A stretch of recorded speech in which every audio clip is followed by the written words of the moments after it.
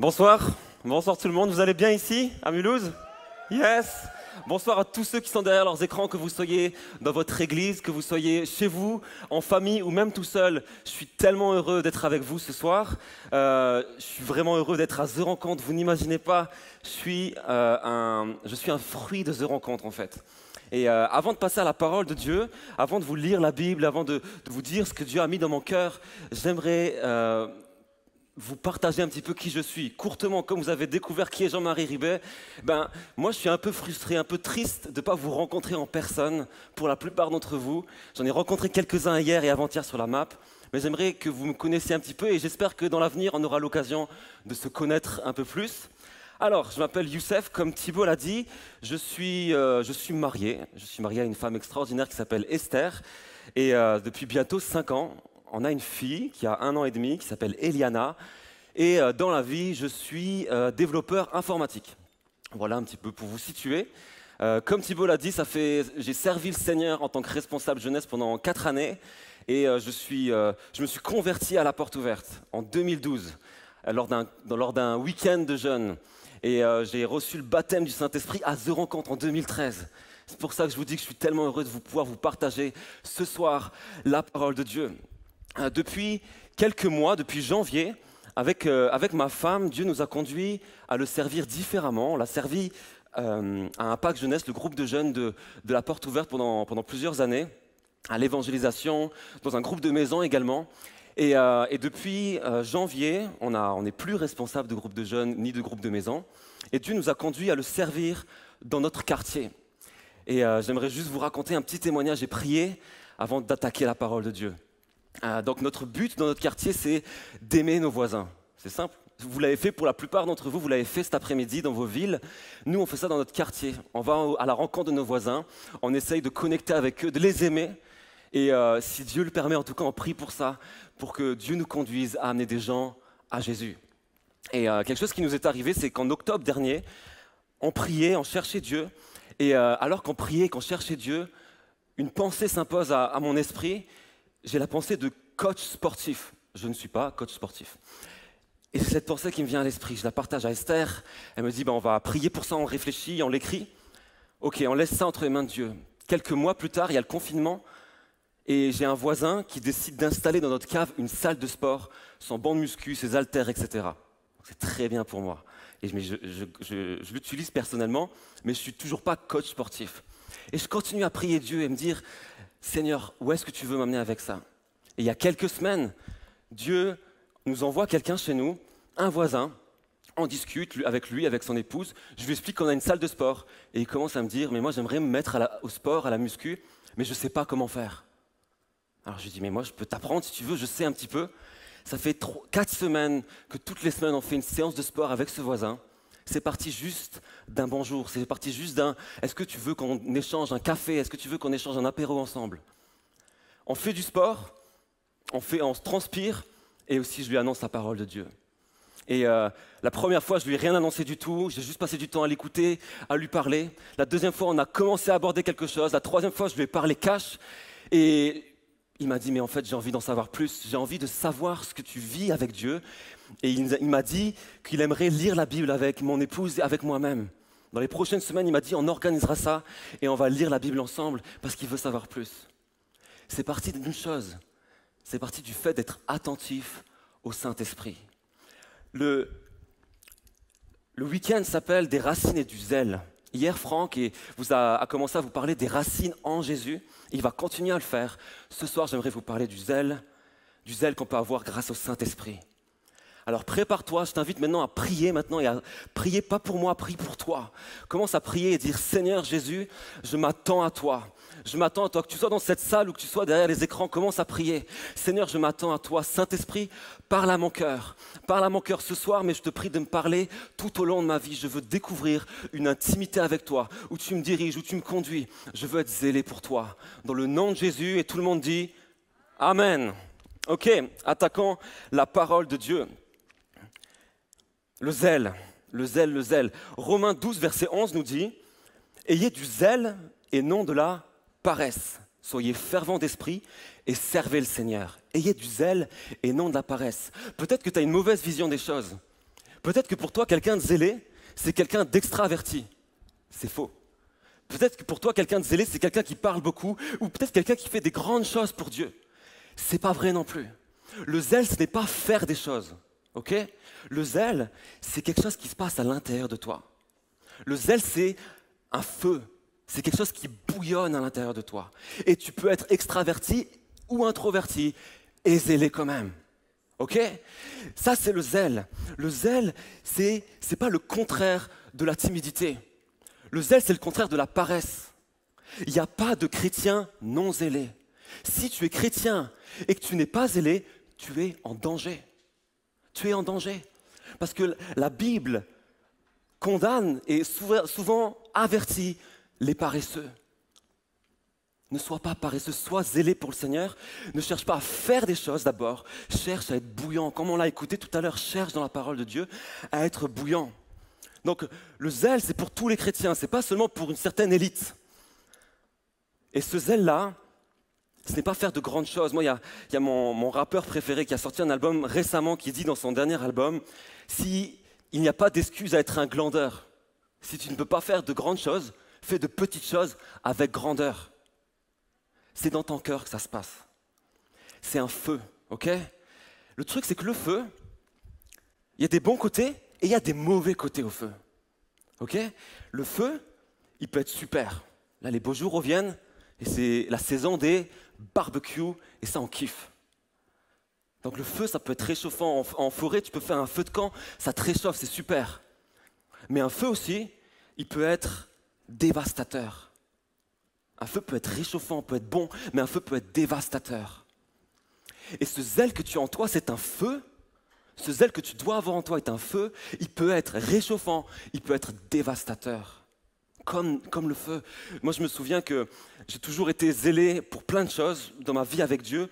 Un truc qui était fort sur mon cœur, c'est que je voulais voir des gens être convertis et je voulais voir des gens être guéris physiquement. J'ai lu plein de livres sur la guérison et je me disais, mais je veux voir ça. Donc j'avais un zèle dans mon cœur. La guérison, c'est ce que Dieu veut aussi. Donc c'est juste de l'avoir dans son cœur. Mais mon zèle n'était pas canalisé, n'était pas orienté par Dieu, orienté par le Saint-Esprit. Alors du coup, je faisais du mal autour de moi. Je me souviens qu'une des premières, peut-être la première année où je me suis converti, je voulais voir des gens être guéris. Et j'avais cette fille en face de moi et vous allez me détester pour ce témoignage-là. Mais c'est bien, ça m'apprend l'humilité. Elle avait des problèmes de dos. Et on avait déjà prié pour elle et tout.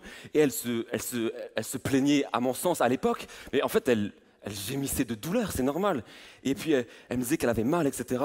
Et moi, plein de fois, je lui ai dit, c'est parce que tu manques de foi.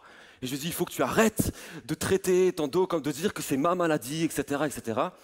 Moi, je pensais faire quelque chose de bien. Elle s'est mise à pleurer devant moi. Je l'ai détruite à ce moment-là. Elle m'a dit, mais il y a plein d'hommes de Dieu qui ont prié pour moi. J'ai la foi que Dieu peut me guérir, mais je ne le vois juste pas et j'ai quand même mal. Je me suis excusé, j'étais tellement moi-même mal, mais pas plus qu'elle finalement, j'imagine. J'avais un zèle, mais il était mauvais. Il n'était pas bien orienté. Heureusement pour moi, Dieu m'a appris à l'orienter et il y a dans la Bible d'autres personnes qui avaient un zèle mal orienté. Et c'est une de ces personnes qu'on va découvrir ce soir. Donc je t'encourage à prendre ta Bible maintenant, là où tu es, que ce soit dans cette salle ou chez toi, ou dans ton église, prends une Bible, que ce soit en papier ou que ce soit sur ton téléphone, et on va lire la parole de Dieu. Le texte que je vais lire se trouve dans Acte 10. L'histoire, c'est Acte 10, 1 à 48. On ne va pas lire les 48 versets, même si j'aurais bien voulu, mais on va en lire quand même quelques-uns. Alors le contexte. Jésus est venu sur terre, il a fait son œuvre merveilleuse, il est mort, il est ressuscité, il a laissé les disciples. Ils ont été baptisés du Saint-Esprit à la Pentecôte. Et quelque temps après, on va trouver l'histoire de Corneille. Corneille n'est pas juif. Donc Corneille n'était pas un disciple de Jésus, donc il n'a pas vécu l'enseignement de Jésus, il n'a pas vécu la Pentecôte. Et pourtant, il aime Dieu dans son cœur. Il prie souvent et il a peu de réponses. Il donne de l'argent aux pauvres, mais il ne voit pas grand-chose. Il le fait de tout son cœur, mais il ne voit pas grand-chose. Jusqu'au jour où un ange va venir. Qu'est-ce que ça fait du bien, ça? Un ange vient le voir et lui dit, Dieu a entendu chacune de tes prières. Il a vu chacune de tes aumônes, de tes dons pour les pauvres. Alors il va lui dire, va dans telle ville, va chercher un gars qui s'appelle Pierre, l'apôtre Pierre, et viens, ramène-le chez toi et il va t'annoncer quelque chose, il va t'annoncer la vérité. Et on arrive au verset 9, acte 10, verset 9, il est écrit « Le jour suivant, les serviteurs et le soldat sont en route et ils approchent la ville de Joppé. Vers midi, Pierre monte sur la terrasse de la maison pour prier. Il commence à avoir faim et il veut manger. Pendant qu'on lui prépare un repas, Pierre voit quelque chose qui vient de Dieu. Il voit le ciel ouvert et un objet qui descend du ciel. Cet objet ressemble à une grande toile qu'on tient par 4 coins. Elle vient se poser par terre. Dedans, il y a toutes sortes d'animaux. Des animaux à 4 pattes, ceux qui rampent sur la terre, des oiseaux. Une voix dit « Pierre, lève-toi, tue et mange. » Et Pierre répond « Non, Seigneur, je n'ai jamais mangé de nourriture interdite ou impure. C'est interdit. » Il entend une deuxième fois la voix. Elle lui dit « Ce que Dieu a rendu pur ne dit pas que c'est interdit. » Cela se produit 3 fois et tout de suite après, l'objet est emporté dans le ciel. Pierre ne sait pas ce qu'il faut en penser. Il se demande « Que veut dire ce que j'ai vu ?» Et pendant ce temps, les hommes envoyés par Corneille ont cherché la maison de Simon. Et maintenant, ils sont là, devant la porte. Ils appellent et demandent « Est-ce que Simon-Pierre habite ici ?» Pierre est toujours en train de réfléchir à ce qu'il a vu. Et l'Esprit Saint lui dit « Il y a ici 3 hommes qui te cherchent. Descends tout de suite, pars avec eux sans hésiter. C'est moi qui les ai envoyés. » Pierre descend et dit aux hommes « Vous cherchez quelqu'un? C'est moi. » « Pourquoi êtes-vous venus ?» Ils lui répondirent « Nous venons de la part de Corneille, c'est un homme droit qui adore Dieu. Et tous les Juifs disent du bien de lui. Un ange de Dieu est venu lui donner ce conseil. Fais venir Pierre dans ta maison, écoute ce qu'il va te dire. » Et du verset 22 au verset 48, ce qui va se passer, c'est que Pierre va aller le lendemain avec ces gens-là. Il va rencontrer Corneille, mais pas seulement Corneille. Il va rencontrer Corneille et tous ceux que Corneille a invités, ses amis, sa famille. Alors Pierre va dire, super, il va commencer à faire ce que Dieu lui a demandé, il va commencer à annoncer l'évangile. Il est en train de parler de l'évangile, même pas du Saint-Esprit. Le Saint-Esprit descend sur tout le monde. Il y a des prophéties, il y a des gens qui commencent à parler en langue. Et ils vont tous les baptiser d'eau par la suite. Quelque chose d'extraordinaire. Extraordinaire. Et vous voyez, ça part de Pierre qui avait un zèle pour quelque chose, en particulier pour la loi de Dieu. La loi de Dieu, au temps de Moïse, disait qu'il y avait certains aliments qu'il ne fallait pas manger et certaines choses qu'on ne pouvait pas toucher. Et les Juifs ne devaient pas avoir de relation avec les non-Juifs.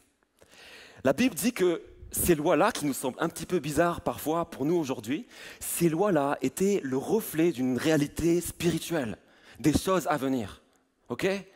Donc, ce qui se cachait derrière ces lois-là, c'était quelque chose de fondamental. Mais le plus important, ce n'était pas la nourriture. Ce qui se cachait derrière ces lois-là, c'était que Dieu est saint. Et que si tu marches avec Dieu, alors il y a des choses que tu ne peux pas toucher. Si tu marches avec Dieu, alors tu ne peux pas marcher aussi avec les divinités des autres peuples. C'était ça qui se cachait derrière ces lois-là, sans rentrer dans tout le détail.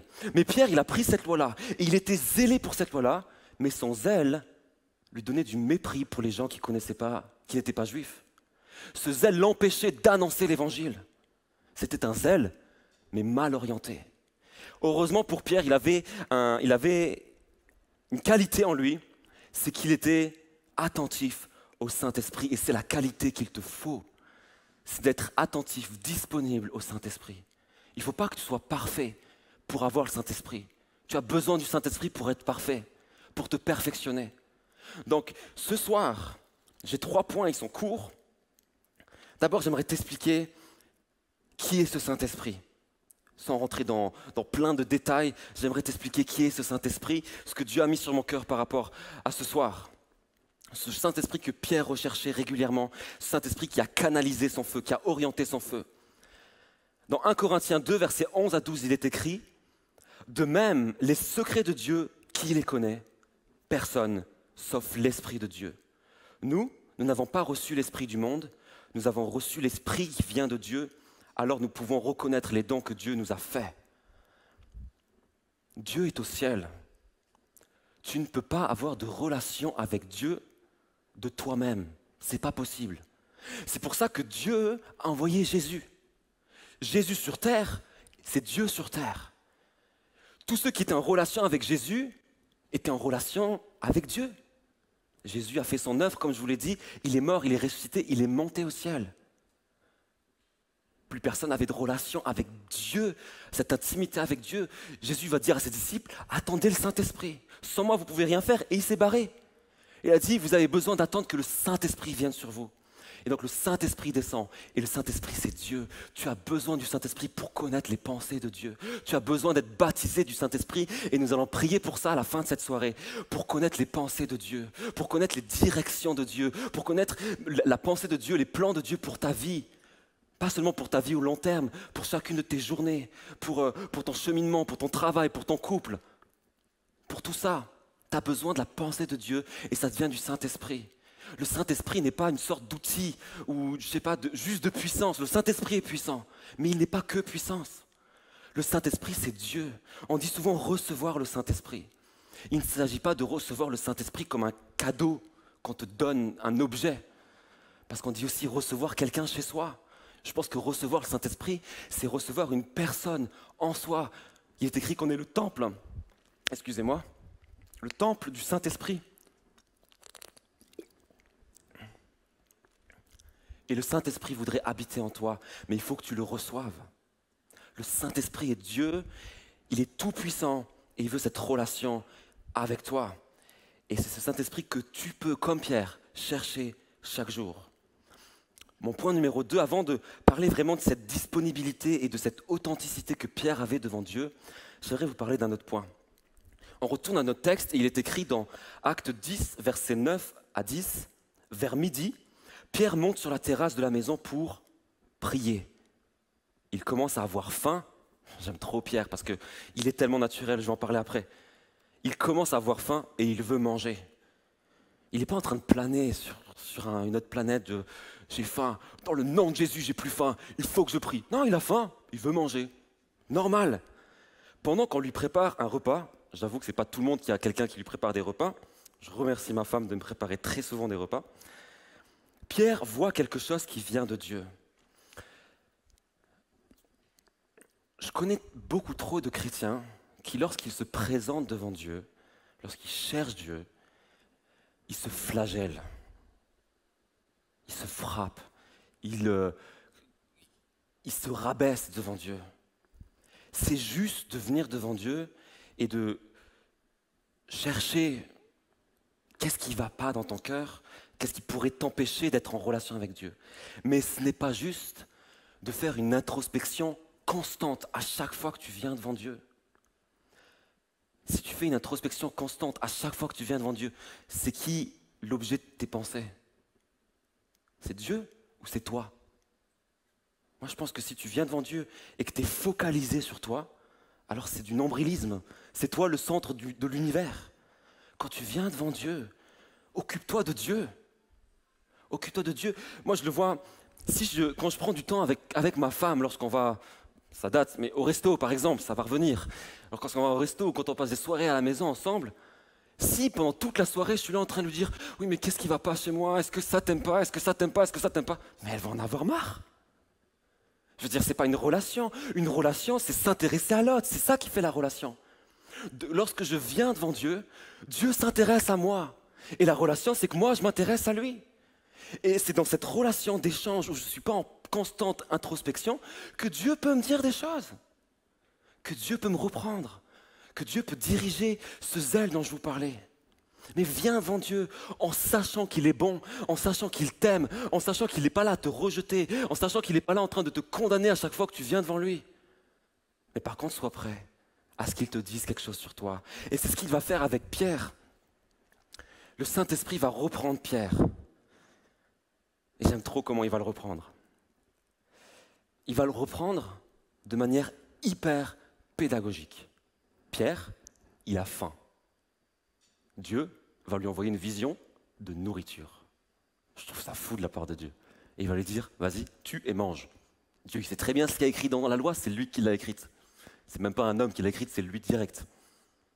Il va dire, tue et mange. Et il va dire, non, je ne peux pas, c'est interdit, etc. Il va lui répéter ça 3 fois. Et à ce moment-là, Pierre, il a faim.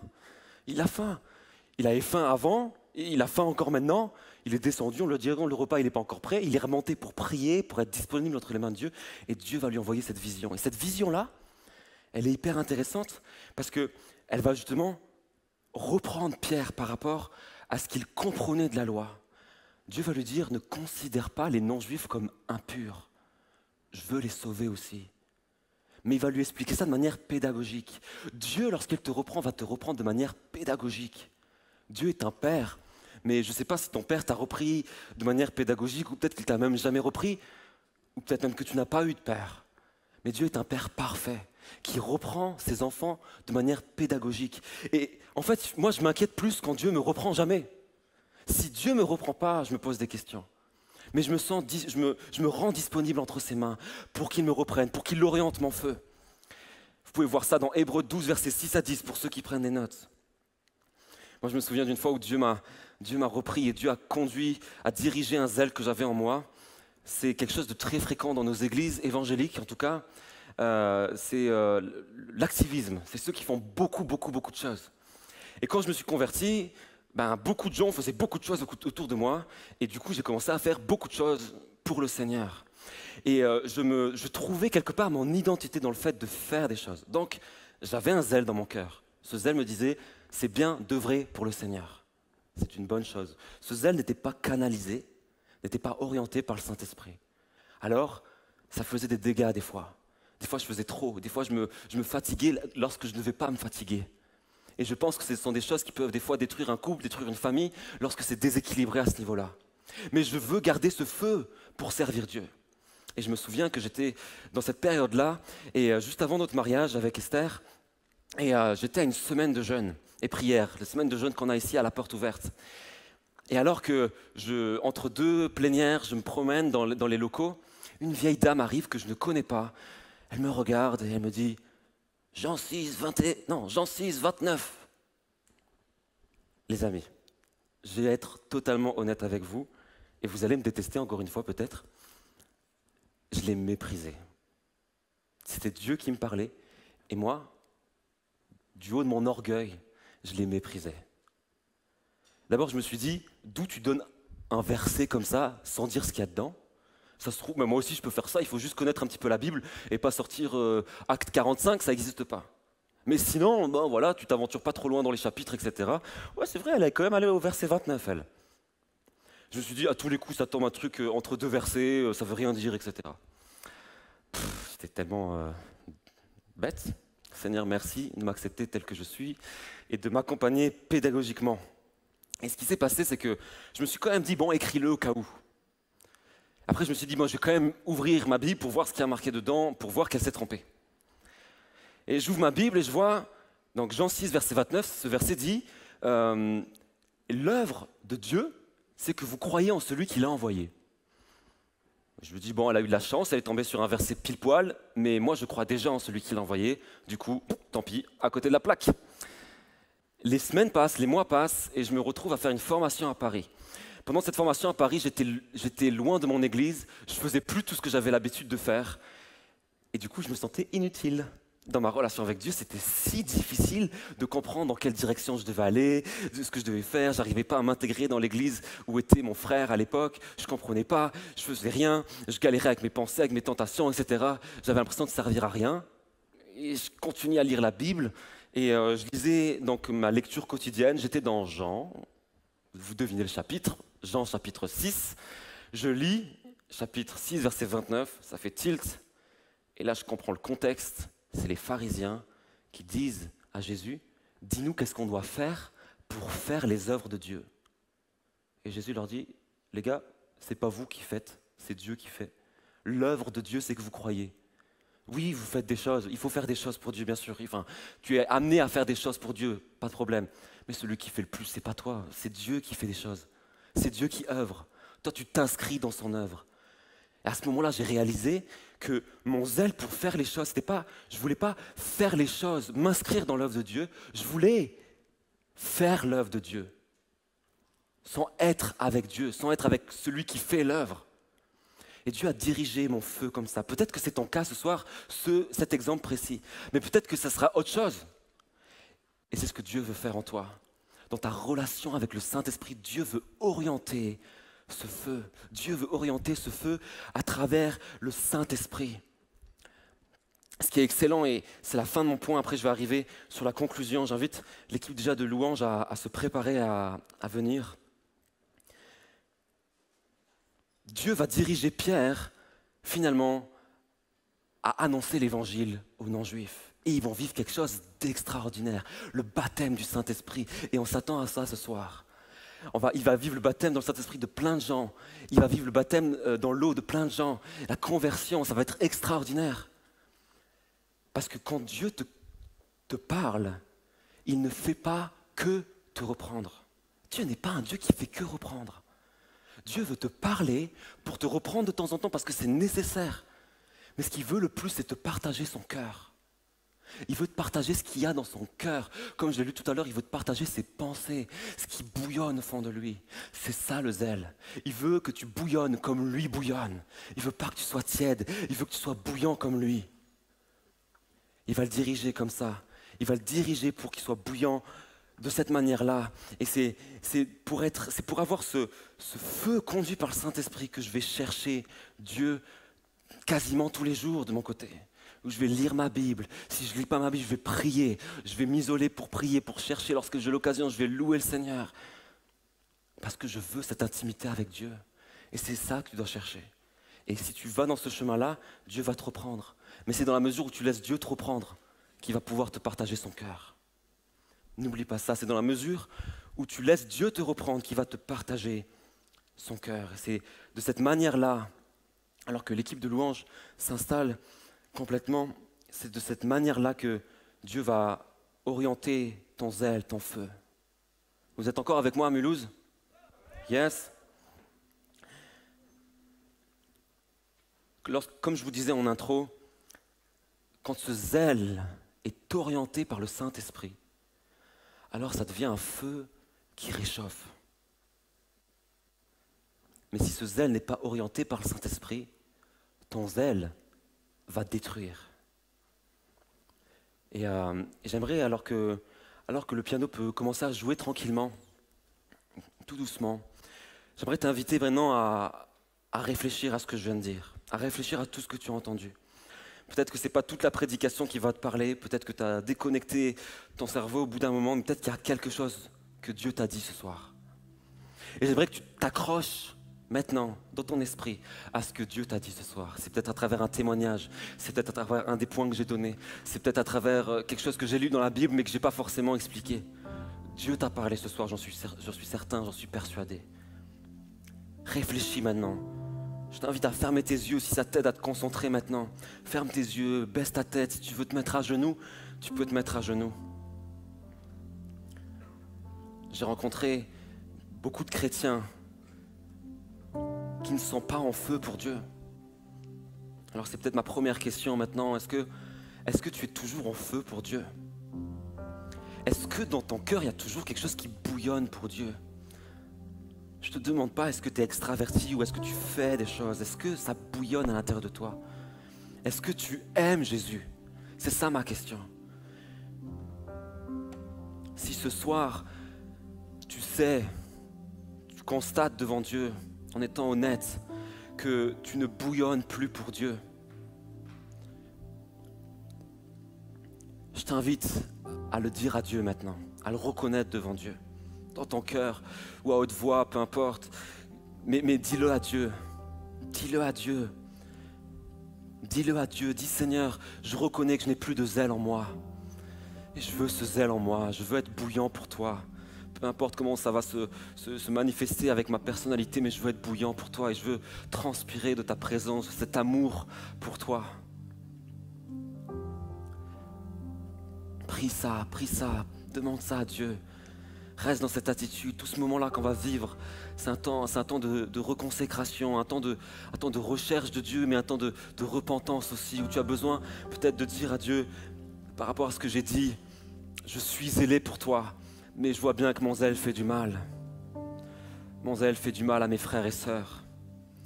Mon zèle fait du mal à l'Église.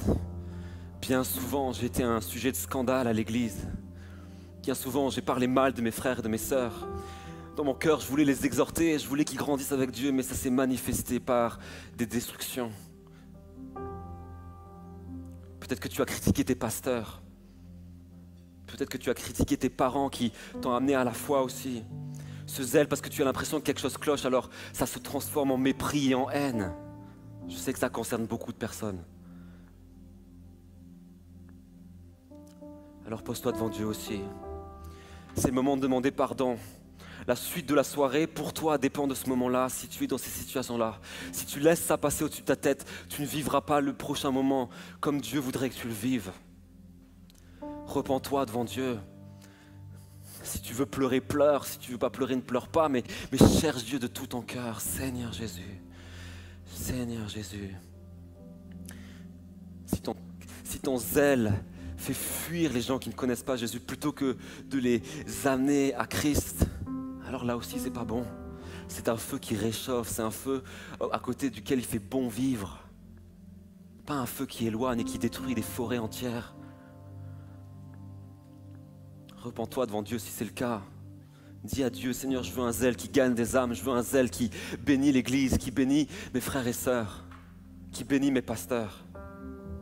Seigneur Jésus, Saint-Esprit, je vais prier pour toi et après on va prendre un chant. Après on va aller vers le deuxième temps.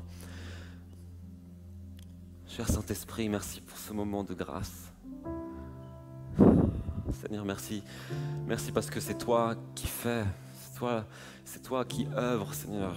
Nous sommes co-ouvriers. Même ça, c'est un titre tellement honorifique. Co-ouvriers avec toi. Seigneur Jésus, je te prie pour tous ceux et celles qui sont en train de passer par un temps de repentance maintenant. Je prie, Seigneur, que ce ne soit pas un temps à la légère. Je prie que ce soit quelque chose de profond. On a parlé de zèle, mais je prie que ce soit quelque chose d'enraciné en eux, dans le nom de Jésus. Seigneur, je te prie que les décisions qui sont prises maintenant ne soient pas lâchées dans le vent. Je te prie que chacun puisse prier avec un « je prie pour toi » ou avec quelqu'un de confiance après. Je te prie, Seigneur, vraiment de bénir mes frères, mes sœurs qui t'abandonnent quelque chose maintenant. Dans le nom de Jésus. Dans le nom de Jésus. Je vous invite à vous lever là où vous êtes. On va vous mettre à genoux si vous voulez. Et maintenant, on va chercher le Saint-Esprit avec l'équipe de louanges.